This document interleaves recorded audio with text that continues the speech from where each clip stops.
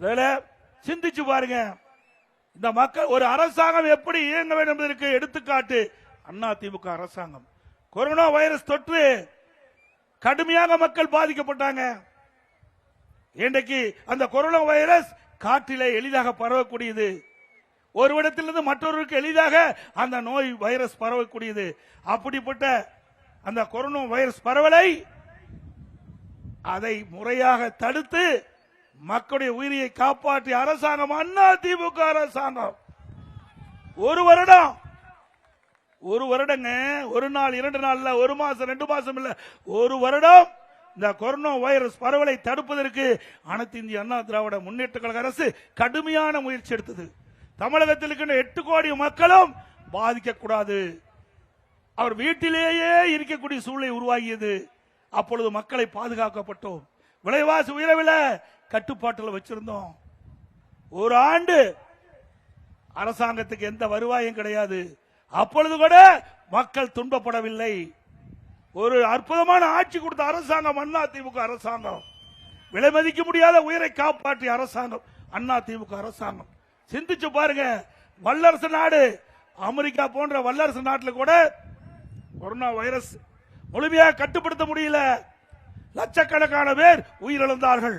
ஆனால் தமிழகத்தில் அனைத்து இந்திய அண்ணா திராவிட முன்னேற்ற கழக அரசு இருக்கின்ற பொழுது இன்றைக்கு இந்த கொரோனா வைரஸ் பரவலை தடுத்து நிறுத்தி மக்களுடைய உயிர்களை காப்பாற்றிய அரசு அதிமுக அரசு. அந்த வைரஸ் எப்படி மக்களை பாதிக்கும், அது எந்த ரூபத்தில் அந்த நோய் வரும் எதுவுமே தெரியாத காலகட்டம். அப்படி நோய் வந்தால் என்ன அறிகுறி என்று கூட தெரியாமல் இருக்கின்ற காலகட்டம்.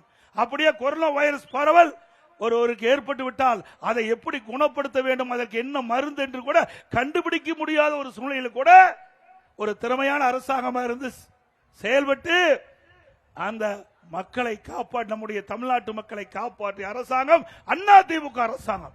எதற்காக சொல்லிட்டு சொன்னால், யாரோ ஏதோ பேசுவாங்க, நாங்கள் ஆட்சிக்கு வந்தால் அதை செய்து விடுவோம் இதை செய்து விடுவோம் என்று.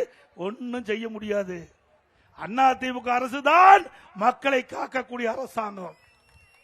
இதுக்கு உதாரணம் கொரோனா வைரஸ் பரவல் தடுப்பு. நீங்கள் எண்ணி பார்க்க வேண்டும்.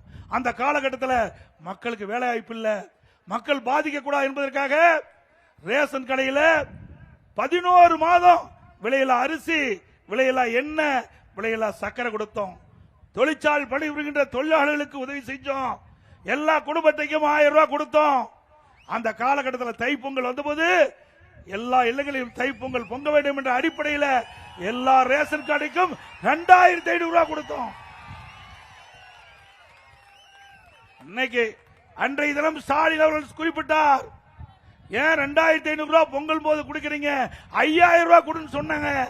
இப்ப கடந்த முறை தைப்பொங்கல் என்று 1 ரூபாய் கூட தைப்பொங்கல் என்று இன்னைக்கு இந்த அரசு குடும்ப அட்டைக்கு வழங்கல.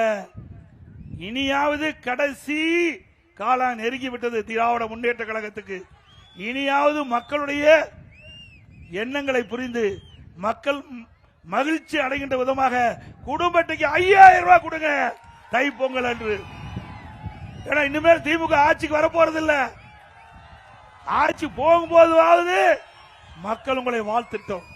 அதனால நீங்கள் ஏற்கனவே குறிப்பிட்டவாறு திரு ஸ்டாலின் அவர்களே குடும்ப அட்டைக்கு தைப்பொங்கல் என்று 5000 ரூபாய் வழங்குங்கள் என்று இந்த நேரத்திலே நான் கோரிக்கை வைக்கின்றேன்.